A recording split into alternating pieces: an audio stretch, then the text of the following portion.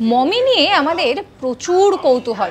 আমরা জানি যে তুতেনখামেনের যে মমি, সেই মমি নিয়ে প্রচুর কিছু জানা গিয়েছে, কিন্তু জানেন এই পদ্ধতির আগে থেকেও মমি তৈরির পদ্ধতি ছিল যাকে আগুন মমি বলা হচ্ছে। যে সময়ে পর্বের কথা বলছি সেই সময়ে এশিয়া মহাদেশ এবং ফিলিপাইন্সে এই আগুন মমি তৈরি করা হতো। আর যে প্রক্রিয়াটা শুরু হতো একেবারে মৃত্যুর আগে থেকে।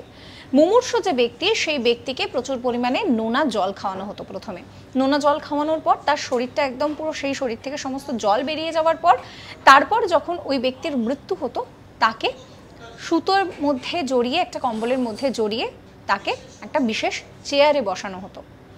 এরপর তার শরীরটা আগুনের তাত দিয়ে পুরোটা শোকানো হতো এবং তারপর তাকে মমি করা হতো। অর্থাৎ তুতেনখামেনের সময় যেভাবে মমি করা হয়েছে তার অনেক আগে থেকেই এই মমি এইভাবে তৈরি করা হয়, যেটা কিনা আগুন মমি হিসেবে পরিচিত। সাবস্ক্রাইব করবেন আজ তাক বাংলার ইউটিউব চ্যানেলকে।